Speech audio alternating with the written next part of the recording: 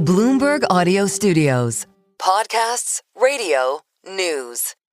Todd, it's great to see you here. We're in Coach House, right here on Fifth Avenue in New York City, to really talk about what I guess has become a bit of a revival for the Coach brand itself.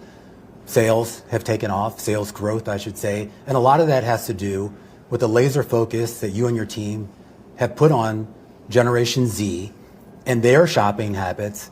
And I wonder if you can maybe start off by just talking a little bit about what exactly you learned about what they wanted.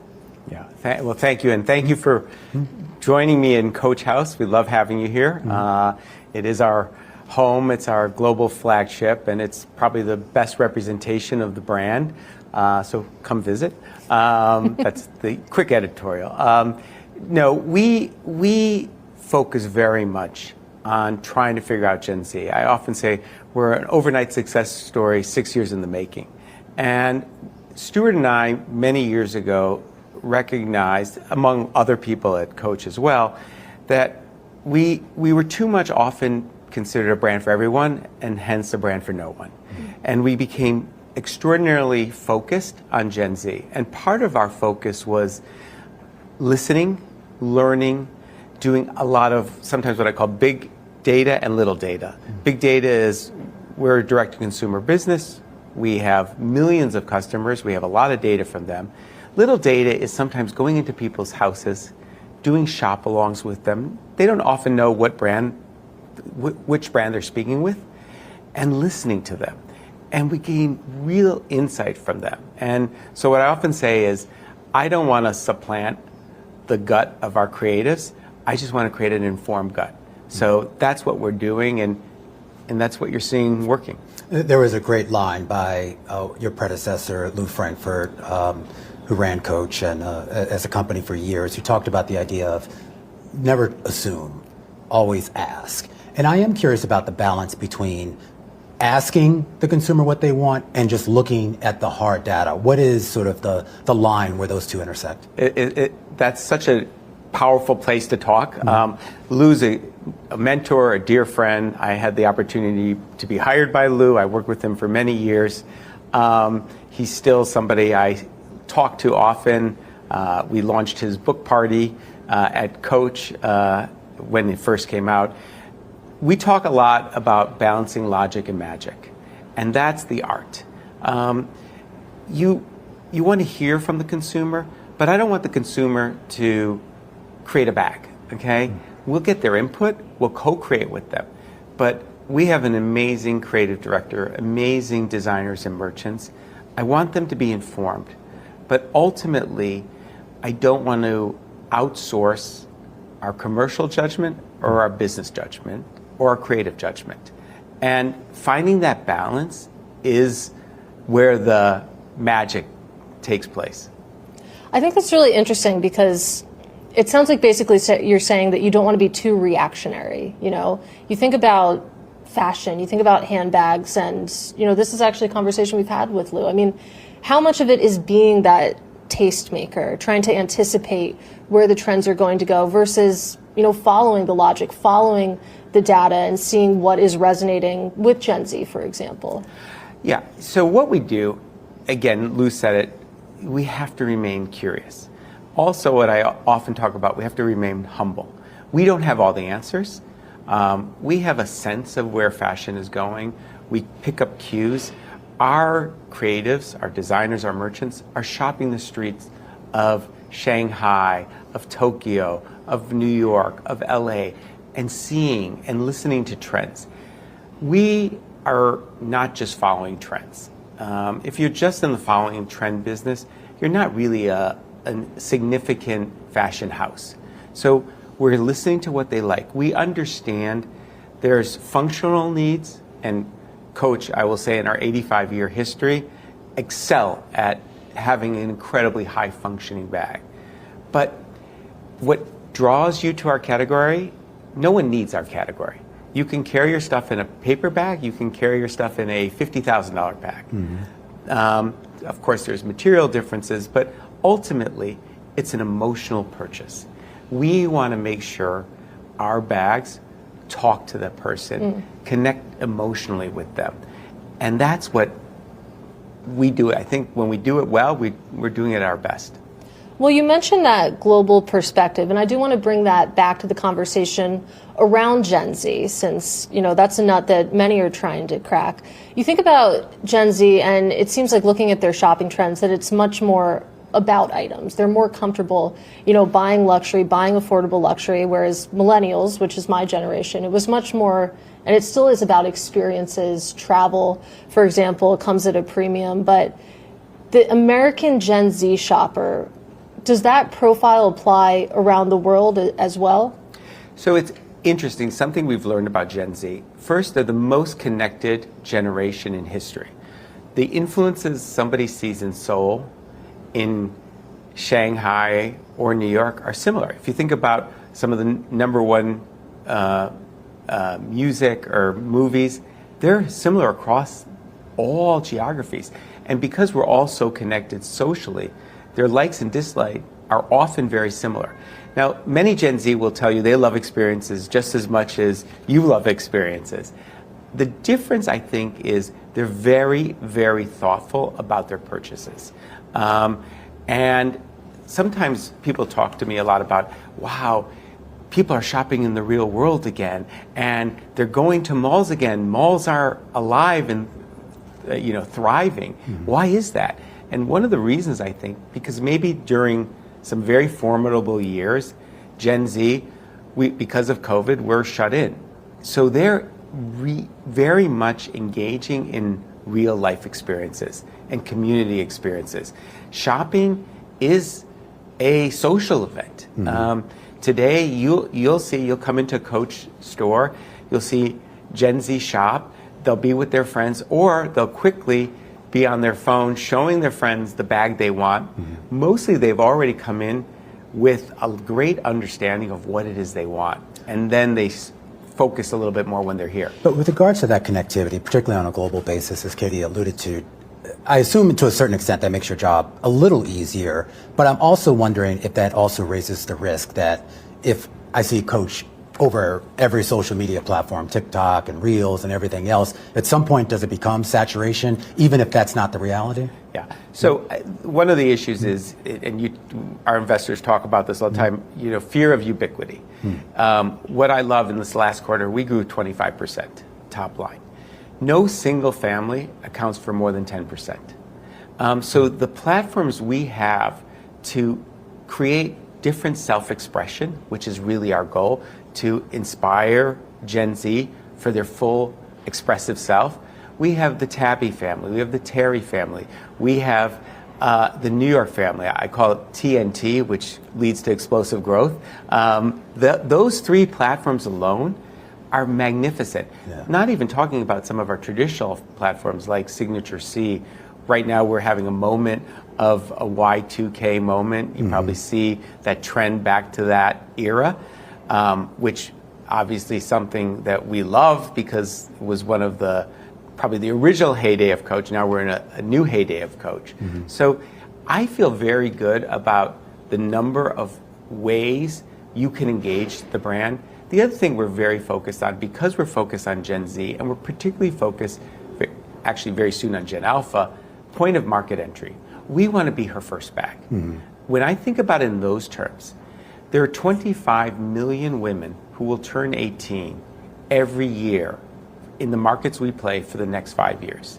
That's a massive TAM that we want to be their bag of choice. Well, we'll talk a little bit about that TAM and the expansion of it. 25% growth for any company is not necessarily going to be stable long term. I mean, that's a phenomenal growth rate. Maybe it is. You can tell me different.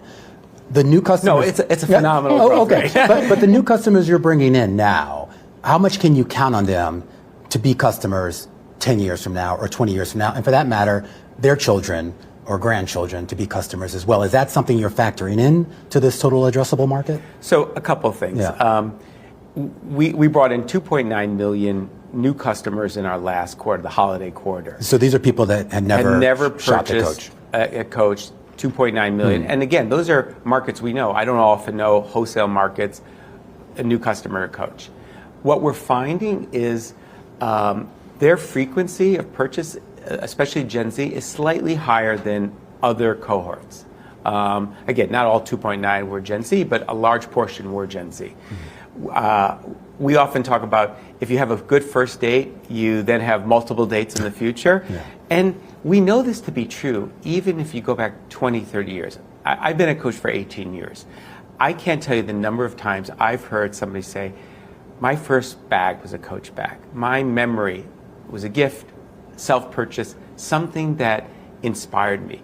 When we can create that kind of goodwill, I think we have them for a long period. But what I said to our investors, you don't have to believe that retention is higher than in the past. If I keep the retention rates that I have historically had, but I'm bringing in so many new customers, your overall TAM, your overall market penetration goes substantially up. But does that require creating more products, meaning a wider variety and a higher number of products to offer?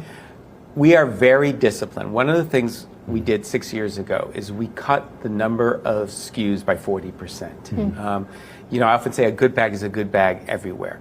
One of the things we did, and we learned from traditional European luxury, we were killing off some of our best bags too early. And I'll give you the classic example. Tabby, one of our number one bags, I think it's all over the room.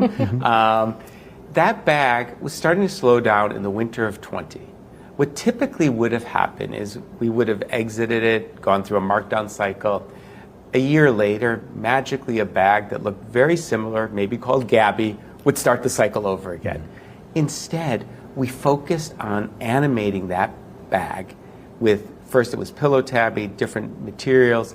That enhanced the franchise. Today, again, it's still less than 10% of our total business, but it's a massive driver of new customers. Well, speaking of new customers, you mentioned Gen Alpha, and I think that would make a lot of people's head spins. And when it comes to targeting Gen Alpha and hopefully bringing them in as new customers, I mean, Gen Alpha, they're spending their parents' money. These are teenagers and younger. So how do you reach them and start to build that brand loyalty at a young age? Hold on 1 second. Oh. It's New York. I'm surprised it took this long. Katie, we'll take the question again too when that goes by. Okay. Hold on 1 second. I hope it's okay out there, whatever's happening. No, that was minor. That's Okay, fire away. Speaking of new customers, you mentioned Gen Alpha. And Gen Alpha, I don't have the exact stats, but I believe we're talking about teenagers and below. So how do you go about even reaching them? Because they're spending their parents' money in a lot of cases. It's not like Gen Z, which a lot of them have jobs at this point. So how do you target them, and how do you start to go about building brand loyalty with that cohort? Well, first, as a father of a Gen Zer, they still spend their parents' money. Okay, the bank of mom and dad is real. Fair enough. But beyond that, we're learning about Gen Alpha now. So depending on who you talk to, Gen Alpha turns 18 in 2027, 2028. So we're engaging, we're learning, we're understanding them. And yes, they will spend some of their parents' money. But what's interesting about both Gen Alpha and Gen Z, particularly Gen Alpha now, they all seem to have a side hustle. We used to say when I was younger, you babysit, or maybe you got to work like I did in my parents' shop cleaning the counters. They are micro-influencers. They do all these things in the internet and digital economy that is so interesting.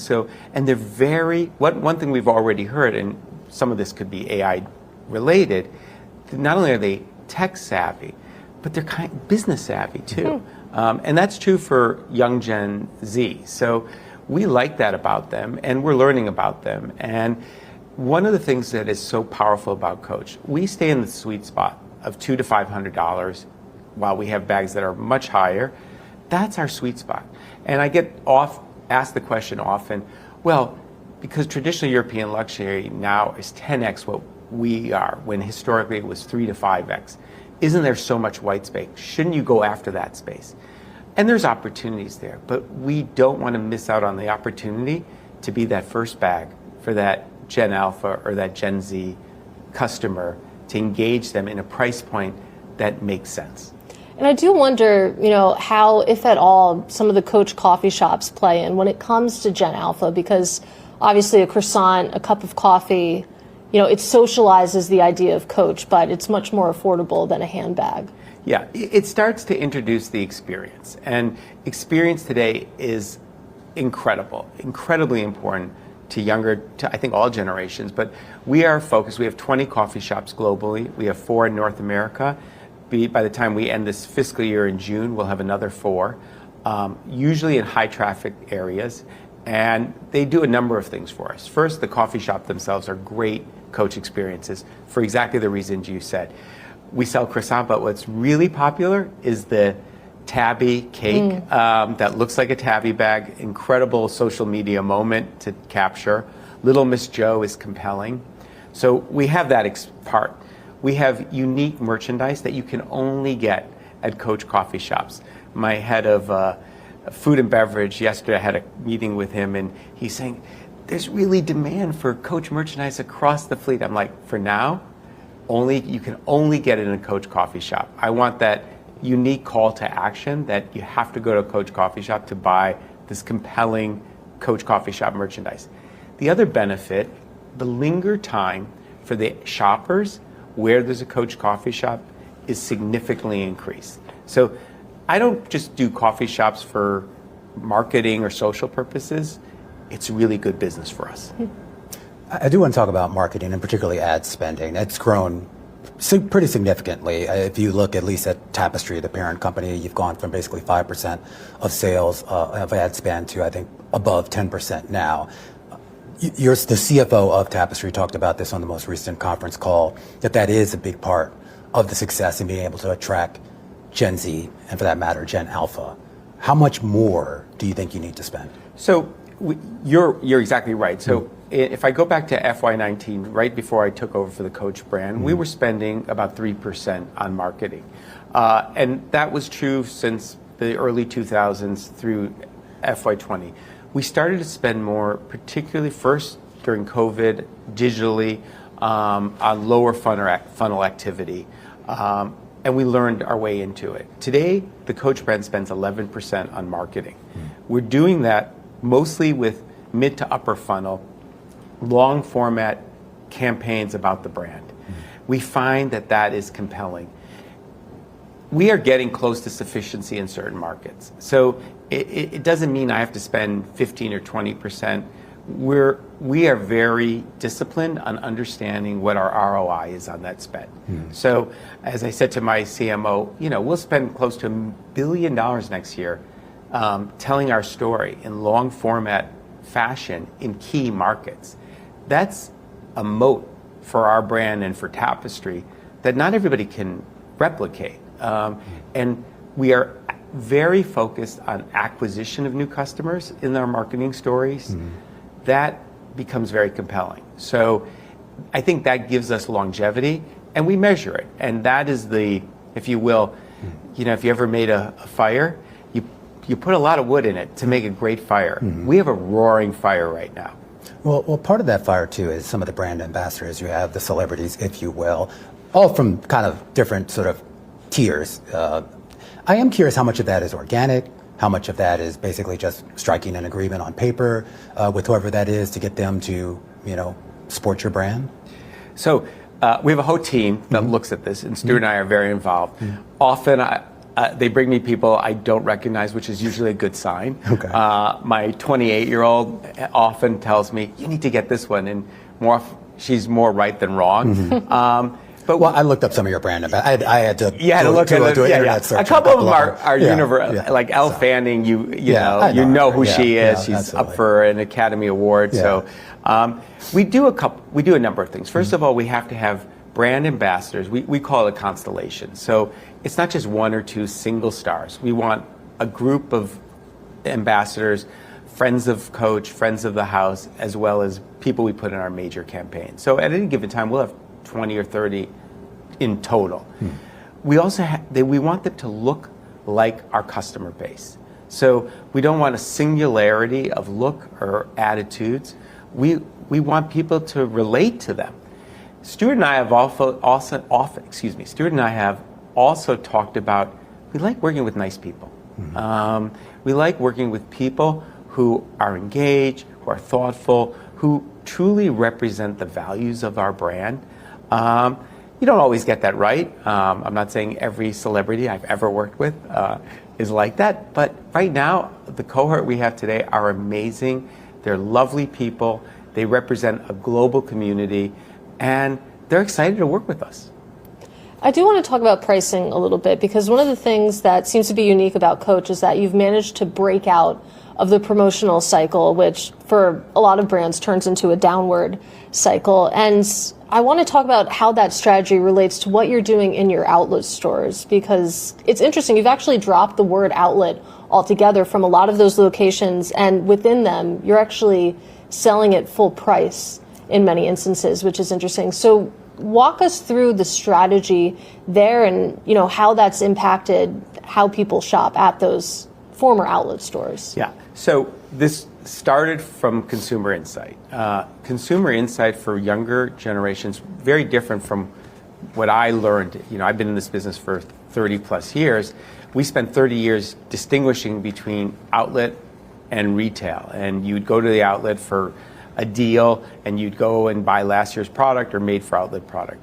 What we learned is Gen Z don't see channels, they see brands.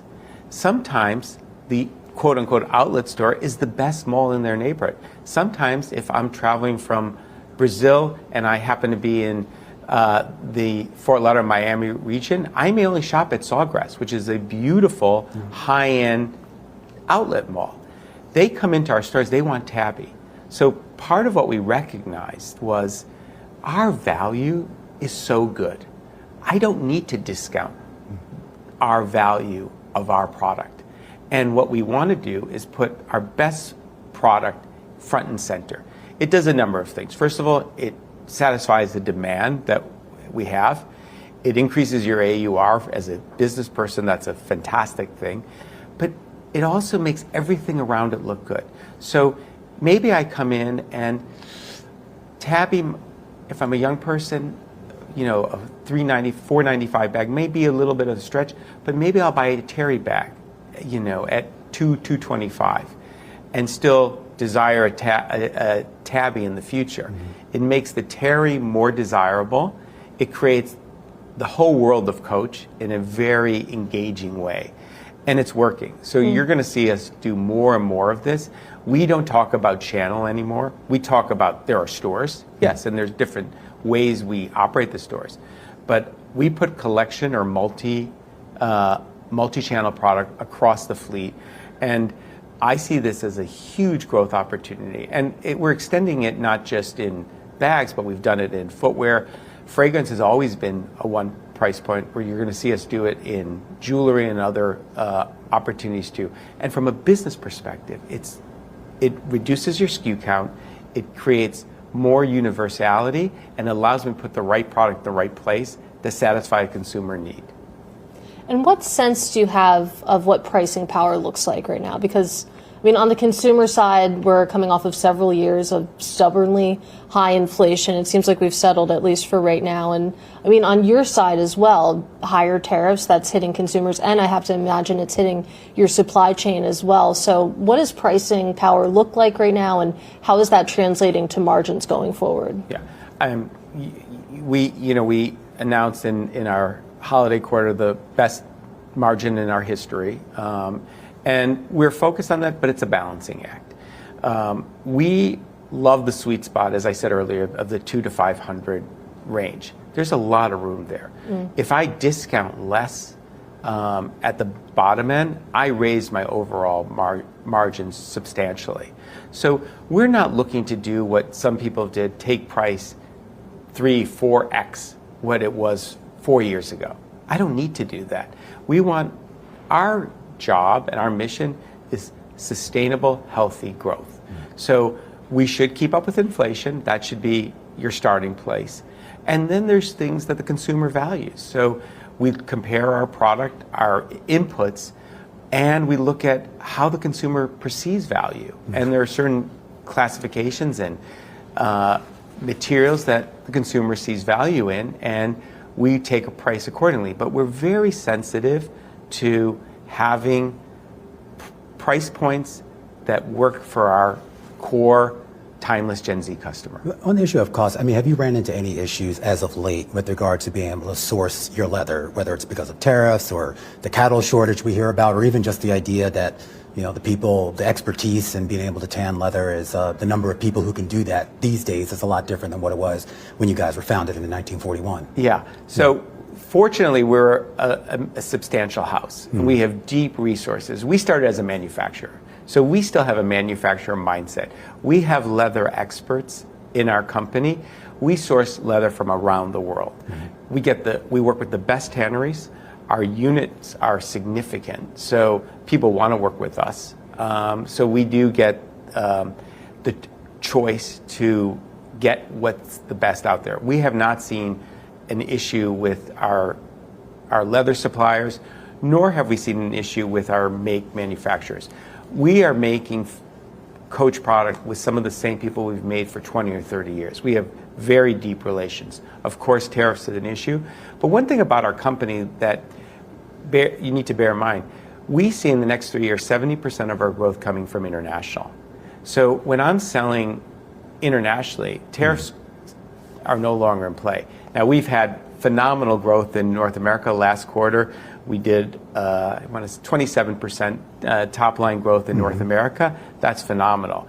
We also saw 37% growth in China, and 37% growth in Europe, and high 20% growth in China. So we had substantial growth across the world.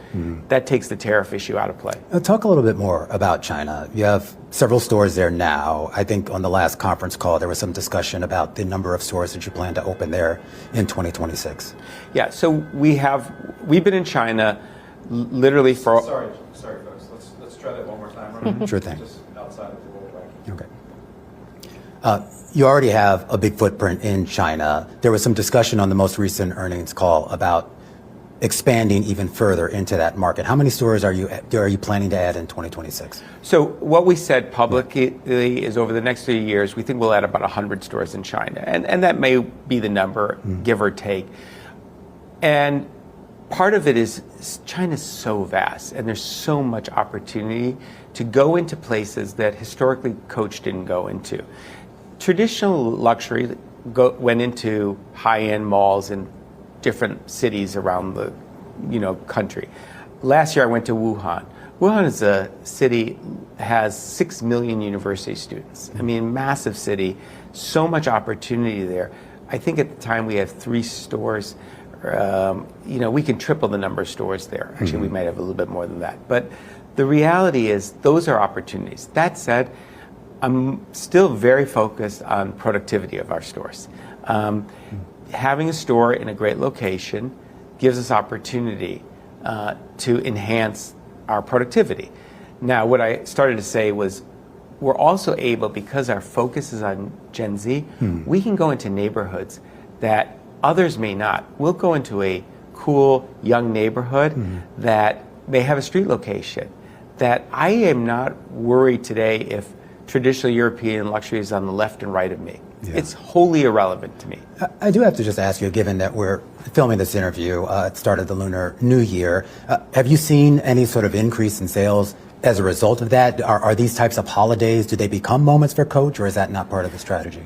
There are always moments for Coach. We love celebrating key moments, and this is now the year of the horse. The fire horse. Yes. Fire horse, yes. Correct, the fire horse. I'm not sure what the difference is, but don't know. It sounds cooler. It does. So, fire horse, and it's a phenomenal period for us. Yeah. We're very happy with the reaction the Coach product is receiving. We did an interesting collab with a street band in China called Clot.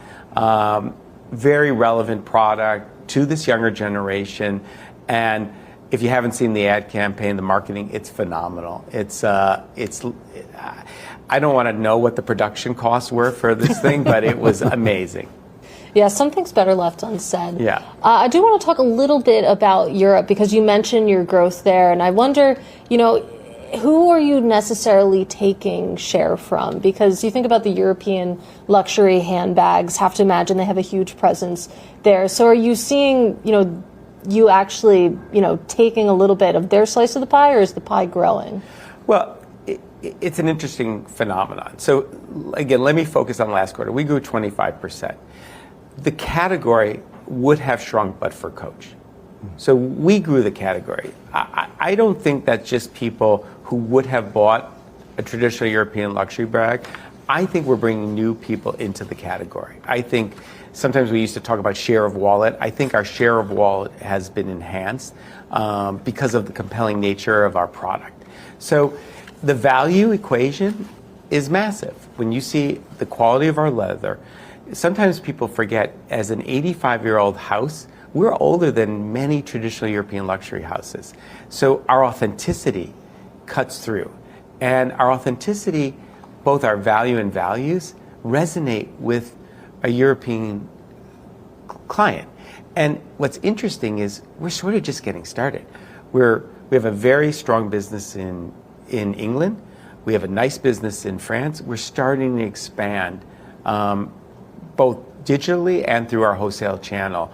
And we're getting very, very good responses to what we're seeing all over the world. And there is this idea out there, I think it was Dana Telsey who said the fact that you have seen some of those European handbag makers raise their prices, that maybe that's given you a little bit more room, especially when it comes to that $200 to $500 range, to bump up your prices as well. Is that something that you agree with? And how much time do you spend, paying attention to what exactly your competitors are doing when it comes to their pricing? We look at everything, but it doesn't drive what we do.